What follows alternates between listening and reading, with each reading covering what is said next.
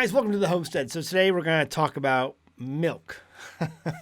I'm not going to say that phrase, that phrase I can't say, the war clem, that phrase spelled backwards, that I can't say because every time I do, I get in trouble with the pink or blue-haired keyboard commandos over at YouTube headquarters who demonetize or hide my videos or whatever.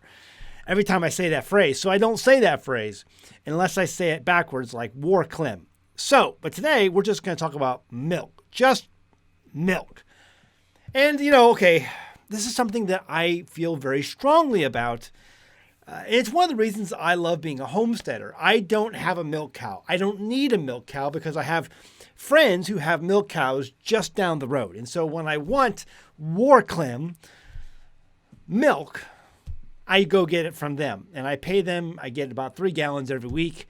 Ish, thereabouts, and I use that to make my butter, make my cheeses, and just do whatever, kefir, all that stuff. So here's the deal. They're trying to get milk from all kinds of sources. They have been doing this for a while now. I mean, what do we have? We have oat milk, we have coconut milk, we have almond milk, we have all these different things that they try to get milk from. I can't even keep up anymore, all the ways we're trying to get milk. And I don't understand what's just wrong with milk. Why can't you just drink milk? I mean, we have goat's milk, we have cow's milk, but what's just wrong with milk? Now, as I've done videos before in the past, we have cockroach milk. We've done videos on that. Google says cockroach milk is a nutrient-rich, milk-like substance produced by certain species of female cockroaches. It's a source of nourishment for their developing embryos. Cockroach milk is produced by the Pacific beetle cockroach. The milk is secreted into the mother's brood sac where it crystallizes. To extract the milk, scientists must dissect, that means kill, the poor female cockroach and collect the crystals from her brood sac. This sounds like some sort of Sigourney Weaver alien movie. I say we take off and nuke the entire site from orbit. It's the only way to be sure. You have to collect the crystals. Okay, and then, so we've had that. We've talked about that before on my channel. And then we have Ento milk, which was something that was Bill Gates' enterprise. It says Bill Gates is not involved in the now defunct Ento Milk Bug Initiative. So this happened, this says here, July 2024. So I guess it's changed, but Ento Milk was a dairy alternative made from black soldier fly larvae by the South African company Gourmet Grub. Gourmet Grub. The company described the product as a nutrient-rich, environmentally friendly alternative to cow's milk. So we're trying to figure out all these ways to just get milk, and because we don't want to get these from cows, because of course they're destroying the planet, and it produces too many carbon emissions, and so we have to lower the carbon. And never forget, ladies and gentlemen, that you are the carbon they want to reduce. That the faster we improve health, the faster family size goes down. That the faster we improve health, the faster family size goes down. So today over on X, I saw this. It says lab-grown whole milk hits the U.S., no cows required. Boston-based startup Brown Foods is debuting Unreal Milk, the world's first lab-grown whole cow's milk made without a single cow.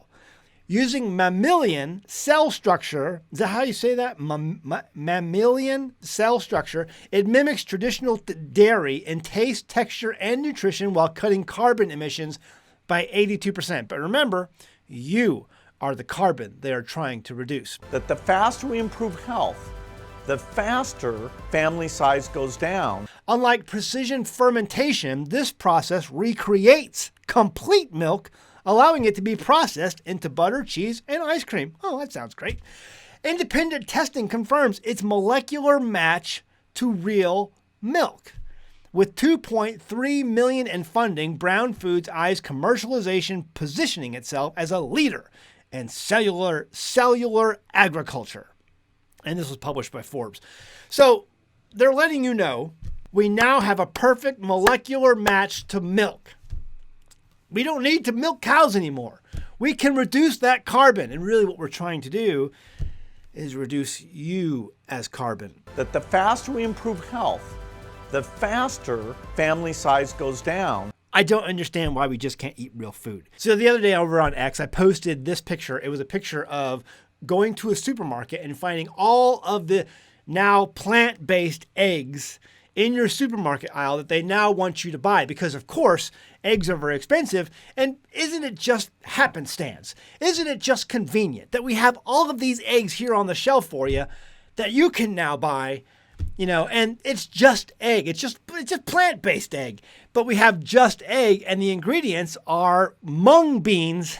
Mung bean. How do you like your mung beans? You like them scrambled or over easy? Mung bean eggs, but it's just egg. And look at all the ingredients with this. Meanwhile, an egg is actually just an egg. You can't make this stuff up. We are living in bizarro world. There's no doubt about it. We are living in bizarro world. I don't know what to do with myself. I thought bizarro world would be, once we got here, it would be different in some way. I can't. All right. What do you think below? What will they make milk from next? Are you ready to go with the molecular match of real milk made without a cow? Let me know in the comments below. I'm sure much of my audience is just jumping at the chance to try this. And see, the thing is, it's a leader in cellular, what did it say? Cellular agriculture. Itself is a leader of cellular agriculture. Meaning they're going to do this for other things. Because if they can make an exact match on a molecular level of these foods that, are destroying the planet by you consuming them, never forget that you are the carbon they're trying to reduce. That the faster we improve health, the faster family size goes down. Are they going to be required to label their things that it's synthetic? I don't, who knows? We'll see how that works and plays out. But let me know. That's what's coming. And the only way you sidestep that landmine is to go ahead and raise these things and grow these things for yourself. Grow a garden, have chickens, have cows, or have friends who have milk cows and make deals with them so that you can, help fund their owning a milk cow so that you can, they can keep doing it and providing that service to their friends and neighbors and family. So find these farmers, network with them, make relationships with them, and if you can't do it yourself. That's the way you get most things done in life. Do it yourself. Okay, so let's talk about tinctures for a second before we go here. Look at this. Look at that. Do you know what that is? That is corn silk tincture. I got some organic corn the other day, and I saved the corn silk. Why? That's vodka. It's sitting in vodka. And it's a medicinal. It's making a tincture. I thought it would change colors. It's kind of like yellow at the bottom. I don't know. I don't know. It's weird. We'll see how it goes. But this book that I've been talking about, actually these two books that I've been talking about for the last couple of years. Here's the other one over here. If you bought these on Amazon, you're going to pay sometimes thousands of dollars for them, depending on what the price is. It fluctuates. But I've seen this one as much as like over $2,000, I think, and this one around $1,400. The reason they're so expensive is because of the valuable information contained within. This was written over 100 years ago by a guy named Dr. A.B. Howard, and it includes all kinds of information, not how to make tinctures. You can find that information anywhere. It tells you what to do with them. So for this one, it's more like, I think it's urinary tract infections, kidney stones, kidney problems, things like that. And so I thought that was fascinating, interesting. There's all kinds of great information in these things about tinctures. This book gives you basically all the tinctures, color photos, all of that stuff. And this book here gives you combinations of taking all those tinctures and then combining them together to make, super tinctures. So our combinations. But if you want these books, I give them to all my patrons for as little as $1 a month. If you join at higher levels, I really appreciate that. You can join for as little as $1 a month and get access to these things. If you want them, all you got to do is join Patreon, go up to the top of the page on the collections tab, click on that, and you can download it directly to your hard drive or to your phone or whatever. And then I highly recommend going to get them printed. You can get them printed at, locally, or there's a printer that we suggest on the collections tab as well. But get them printed, get them hard copy. Do not keep these on the cloud, because if everything goes south one day, you're going to want this information. Most of these things, these plants, are growing in your backyard. Some of them are planted like corn silk. But there's so many different things that I have gone out and just, mullein is one of my favorite. It grows here every single year. And I even just recently bought this. It's a nebulizer that you can use to take mullein and then nebulize it into your lungs. Mullein is very, very good for your lungs, and the books go through all kinds of reasons and why you would use mullein, and so that's why I like these books, is so that it doesn't tell you how to make tinctures. Again, you can find that anywhere. It tells you why you use the tinctures, what to use them for. Guys, this is my medicine cabinet, okay? And I want you to have it. That's why I give it to you for as little as $1 a month. That way it helps pay for the hosting and the server that it's stored on. So $1 a month. If you join at higher levels, I appreciate you. All my patrons get this. Get it, download it, and then, go out there and start collecting plants and making your own tinctures and making your own collections. That's what I'm doing. I have a whole collection of tinctures. I'm going to try at some point to have some people on to talk about some of the tinctures that I have, and we'll go through more detail of some of the things I'm collecting on that. So stay tuned for that. Subscribe if you haven't. Share the video if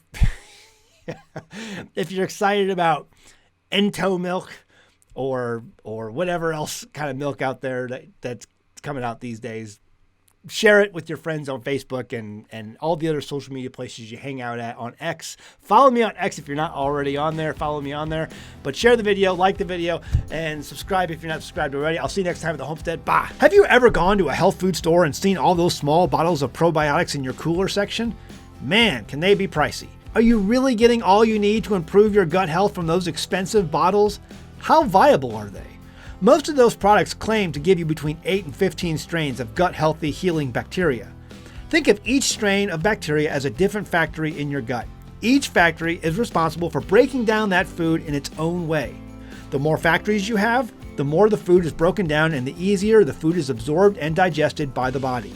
A 2018 study published by the National Library of Medicine shows that one fermented head of cabbage can produce up to 114 strains of beneficial bacteria. That's a lot more food factories than you're getting from that expensive pill bottle. And that's just cabbage. Imagine the probiotics when you add garlic, onions, pepper, and more to that ferment.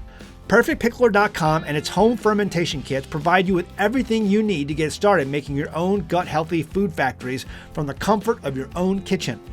PerfectPickler.com even provides a jam-packed recipe book with many of our kits.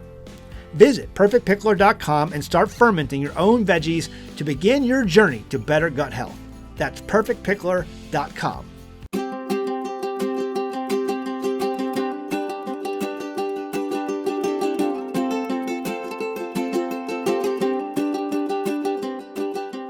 Hey guys, did you know you can become a patron of an American Homestead? They get access to private videos, and we send them gifts from the Homestead that we make here on the Homestead.